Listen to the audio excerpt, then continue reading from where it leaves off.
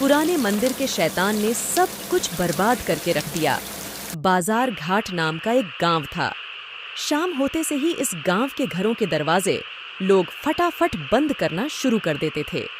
कोई भी सूर्यास्त के बाद अपने घर से बाहर नहीं निकलता था, क्योंकि सूर्यास्त के बाद जो भी अपने घर से बाहर निकलता था उसका वही खेल खत्म हो जाता था।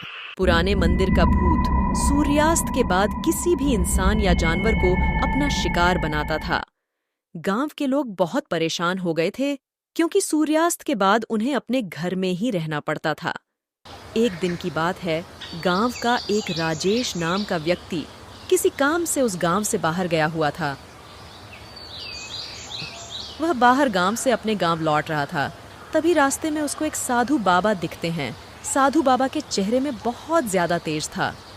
वह बहुत विद्वान लग रहे थे। हमारे गांव वालों का उद्धार यही बाबा जी कर सकते हैं।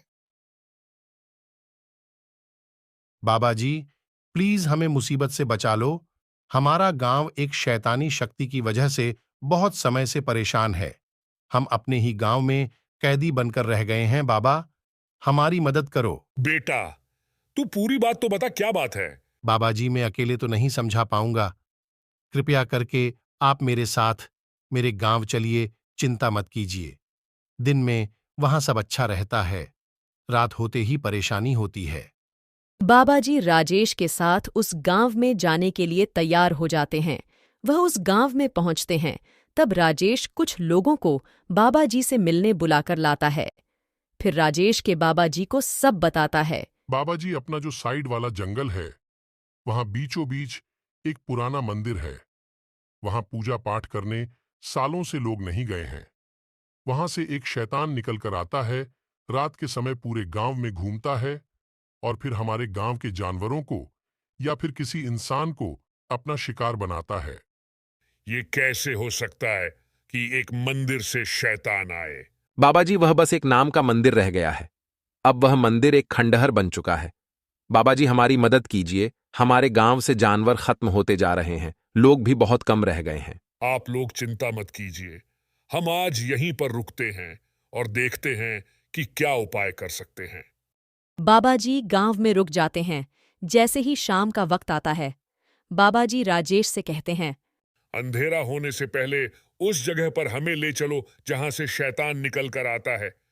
गांव के कुछ लोग बाबा जी के साथ उस जंगल के पुराने मंदिर पर पहुंच जाते हैं।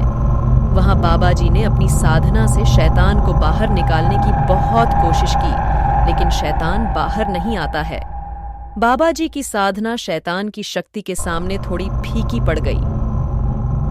ऐसे काम नहीं चलेगा, चलो वापस चलते हैं, कल दिन में आएंगे। बाबा जी रात भर अपनी साधना में लीन रहे। फिर अगला दिन निकला। सुबह सुबह कुछ लोग बाबा जी के साथ फिर से जंगल की तरफ निकल गए। वहां जाकर बाबा जी ने फिर से अपनी साधना की, लेकिन शैतान फिर भी बाहर नहीं आया। यह शैतान बहुत ही ज्यादा ताकतवर है। इसके इतिहास के बारे में भी हमको नहीं पता है कि हम इसको कुछ कर दें। देखो, आप लोग इतना तो जानते हैं कि दिन में यह शैतान बाहर नहीं निकलता है, केवल रात में ही निकलता है। यानी कि यह शैतान रोशनी से डरता है। अब इसके डर से ही इसको हराना होगा। चलिए, आप सब हमारे साथ वापस गांव चलिए। सब वापस गांव चले जाते हैं। वहां जाकर बाबा उन्हें एक तरकीब बताते हैं। आज की रात होने ही मत दो, गांव को रोशनी से भर दो। शैतान जब आएगा तो उसका खात्मा मिलकर किया जाएगा। गांव वाले सब समझ जाते हैं कि बाबा जी क्या कहना चाह रहे हैं। रात का वक्त आता है, अंधेरा हो चला था। गांव में हर जगह मशाल जला दी गई थी, जिससे उजाला हो पाए पूरा गांव जगमगा गया था। इधर रात के वक्त वो शैतान इस पुराने मंदिर से बाहर आकर गांव की तरफ प्रवेश करने लगा।